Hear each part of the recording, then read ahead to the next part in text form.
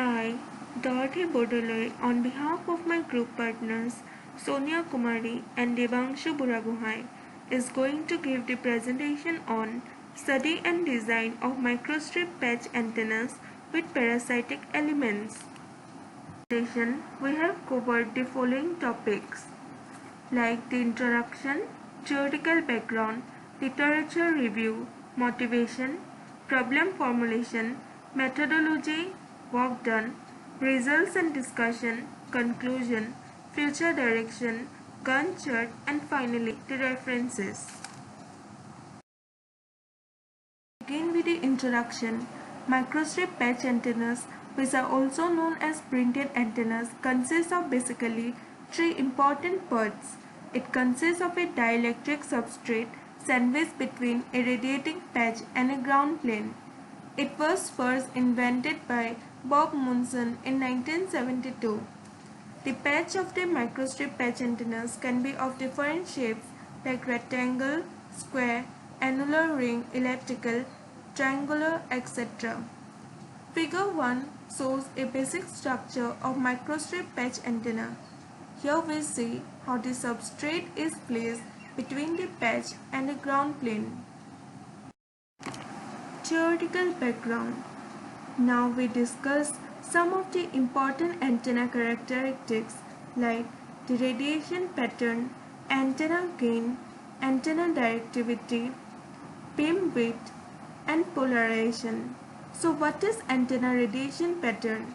It is the graphical representation of radiation as a function of direction. Next, antenna gain measures the directionality of a given antenna. It can also be defined as the ratio of intensity in a given direction to the radiation intensity that would be obtained if the power accepted by the antenna were radiated isotropically. Antenna directivity is the radiation of antenna in one direction to the mean radiation intensity in all directions.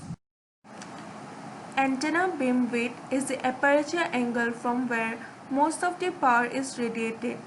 Antenna polarization can be classified as linear, circular, and elliptical.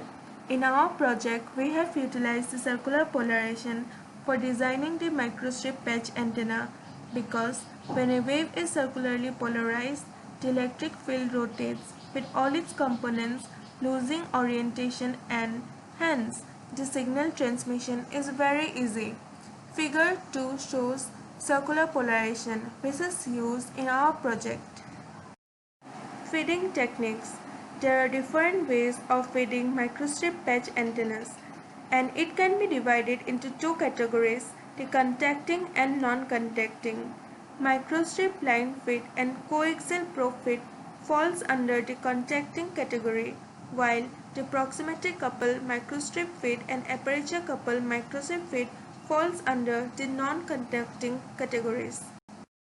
In figure 3, we see the microstrip line feed design where a conducting strip is directly connected to the patch. In our project, we have used the microstrip line feed.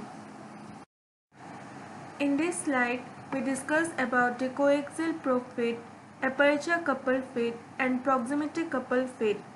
In coaxial probe feeding, coaxial cable is used whose inner conductor is joined to the radiating patch and the outer conductor is connected to the ground plane of the antenna. Aperture couple feed. The ground plane is placed between the microstrip line feed and the radiating patch. It consists of two substrates separated by a ground plane consisting of an aperture. The microstrip feed line is placed on the base of the lower substrate while the patch is placed above the upper substrate. Next we come to the proximity couple feed, which consists of two dielectric substrates. The microstrip line is placed between the substrate. The patch is on the top of the upper substrate and the ground plane is placed on the bottom of the lower substrate. Impedance matching and adding parasitic elements in the patch are two very important steps that we have performed while designing our antennas. Impedance matching is a very challenging step in antenna design.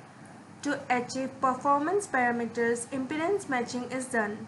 A matching network between the source and the load is very important for the maximum power to be transferred and to avoid the reflected waves. Parasitic elements are used to increase the directivity of the antenna. The direction of the radiation pattern can be changed by placing the parasitic elements in different positions of the patch. The parasitic elements of different shapes and sizes are used to direct the radiation beam towards the direction in which it is required. Let us discuss about some of the advantages and disadvantages of microstrip patch antenna. Some of the advantages are they are very lightweight and low volume.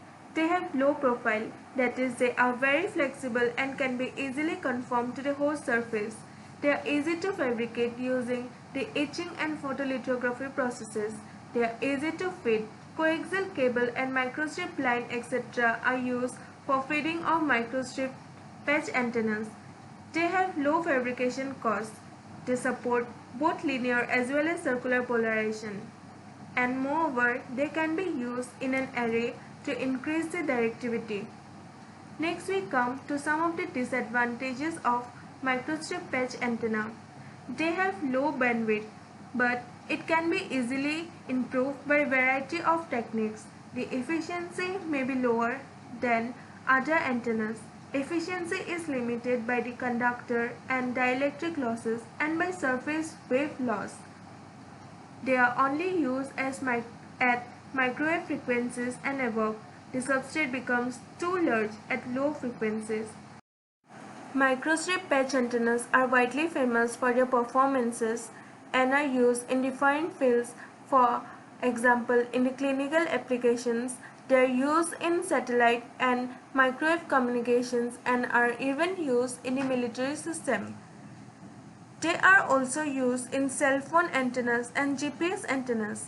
In cell phones, circular polarization is utilized, and that is why no matter how we hold the phone, we receive the signal very easily. Literature review. These are some of the papers we have studied and took help from while designing the antennas. This slide is all about how we were motivated to study and design microstrip patch antennas of different shapes and sizes. Microstrip patch antennas have many advantages and disadvantages.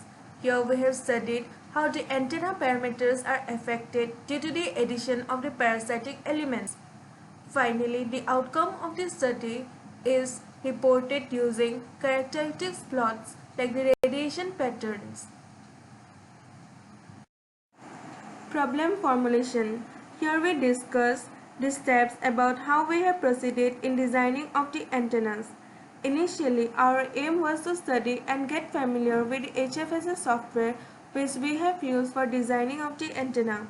Then, we designed the different patches according to the required dimensions and the steps.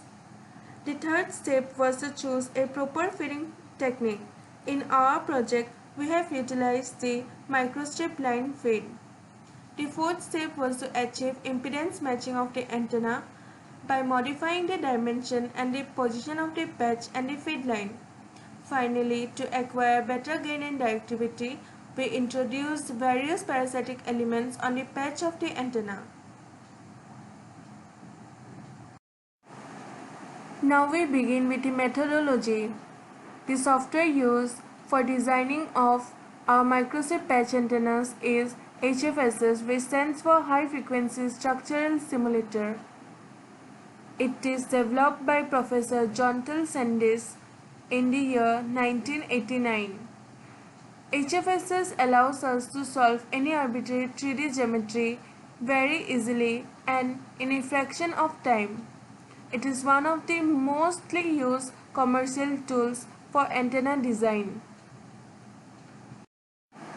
Figure 4 shows the block diagram of our proposed work. Initially, we created a rectangular patch antenna. We then cut the SE H shape from it, and impedance matching is also done in this step. We then add parasitic elements for better gain and directivity. We then check for antenna parameters and study and compare the different antennas. Now we begin with the work done. H-shaped patch from the rectangular patch. Figure 5a shows the rectangular patch where the S11 was above -15 dB. Then slots were cut from it to get the H-shaped patch, which is shown in figure 5b. The dimensions of the slots were changed again and again until the impedance was matched and the S11 was dropped -15 dB. In figure 5b, we see the H-shaped patch which is cut from the rectangular patch, and here we get the S11 -15.5 dB at 3.5 GHz.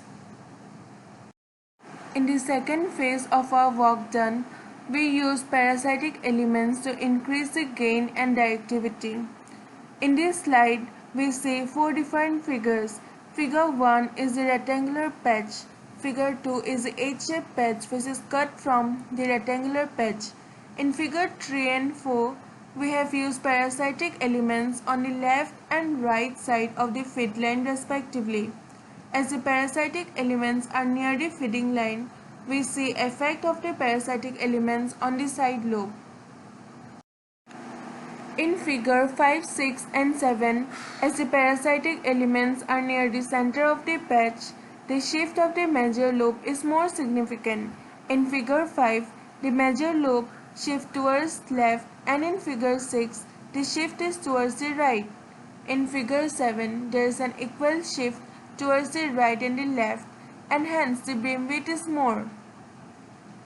Figure 8 is a combination of figure 5 and 3, and here we see that the major and minor lobe are getting shifted towards the left as the parasitic elements are placed on the left side of the patch. In figure 9, we see that the parasitic elements are placed towards the right side of the patch, and as a result the major lobe and the minor lobe are getting shifted towards the right. In figure 10, there are too many parasitic elements, and as a result the pattern is distorted. In this slide, we have summarized the observation of the work done for the H-shaped patch with parasitic elements. Similarly, now we begin with the work done for the S-shaped patch. Figure 7a shows the regular rectangular patch. Figure 7b shows the S-shaped patch which is cut from the rectangular patch after impedance matching was done. In figure 7a, we see the S11 is -8.89 dB at 3.1 GHz, whereas in figure 7b, we get S11 -19.50 dB at 3.5 GHz. In this slide, we see 4 different figures. Figure 1 is the rectangular patch. Figure 2 is the S-shaped patch which is cut from the rectangular patch. In figure 3 and 4, parasitic elements are added on the left and right side respectively. As the parasitic elements are near the center of the patch, the shift of the major lobe is more significant. In figure 3, the major lobe shifts towards the left, and in figure 4, the shift is towards the right. In figure 5, there is a slight shift along the axis towards the top, that is towards the direction of the parasitic element. Figure 6, the radiation pattern shifts towards the direction of the parasitic element, that is towards the top left. Figure 7 is the combination of figure 4 and 5, and we see the parasitic element is placed towards the top right corner, and thus the radiation pattern shifts towards the direction of the parasitic element. In this slide, we have summarized the observation of the work done for the S-shaped patch. Work done, E-shaped patch. Here we see in figure 9a the rectangular patch from where the E-shaped patch were cut after impedance was matched. In figure 9b, the S11 was -15 dB at 3.1 GHz frequency, and in figure 9b, we get S11 -15.96 dB at 3.5 GHz frequency. In the second phase of our work, we have used parasitic elements on the patch for better gain and directivity. Figure 1 is the original rectangular patch. Figure 2 is the E-shaped patch which is cut from the rectangular patch. In figure 3 and 4, parasitic elements are placed near the feeding line and we can see the effect of the parasitic elements on the side lobe. In this slide, we see 4 figures. Figure 5, 6 and 7. As the parasitic elements are near the center of the patch, the shift of the main lobe is more significant. In figure 5, the major lobe shifts towards the left as the parasitic element is placed towards the left hand of the patch. In figure 6, the shift is towards the right. And in 7, there is slight shift along the z-axis. That is, pattern shifts along the direction of the parasitic element. Figure 8 is a combination of figure 5, 6 and 7. The radiation pattern spreads along the z-axis of the patch due to positioning of the parasitic element. In this slide, we have summarized the observation of the E-shaped patch with the parasitic elements. Now we begin with the results and discussion of our work done. For a good antenna configuration, the S11 must be below -15 dB and the gain must be above 2 dB. This table summarizes the results obtained for the H-shaped patch. We see in 1 and 3 the antennas are not acceptable as the S11 was above -15 dB. They cannot be used for communication and other applications, whereas all the antennas was found to have acceptable antenna parameters and hence can be used for different applications. In this slide, the results for the S-shaped patch with parasitic elements are discussed. We see 3 of the antennas, 1, 4 and 5 were not acceptable as the S11 was above -15 dB. Whereas all the other antennas were acceptable and these antennas can be used for different applications. Results and discussion for the E-shaped patch with parasitic elements. In this table, we see 2 of the antennas, 3 and 6 are not acceptable as the S11 was found to be above -15 dB. Rest all the antennas were acceptable and these antennas can be used in different applications. Conclusion. In our presentation, we have covered an introduction to the basics of the microstrip antenna design. We have shown how different shapes can be designed using the Ansoff HFSS software. Our project is based on designing our microstrip patch antenna using parasitic elements, and in our project we have used microstrip feedline technique. S11, VSWR, far field radiation pattern and gain are some of the parameters which we have used to evaluate the performance of the antennas. Future direction. These are some of the ways in which we can improve our antenna performance. One of the aim is to achieve better impedance matching so that the antenna performance is improved in terms of gain and bandwidth. Next, we can design array using the microstrip patch antenna. Moreover, wraparound arrays can also be designed where the substrate is so thin that it can be easily conformed to any of the surface. We can fabricate the design antenna practically, and this can be used for many applications like mobile and satellite applications and also some low profile applications. Next, we can use metamaterial structures and can see the changes in the antenna parameters because of these metamaterial structures. Gantt chart. This chart represents our work progress. It is how we proceeded with our work. These are some of the sites and papers which helped us in designing the microstrip patch antenna. Thank you for your time.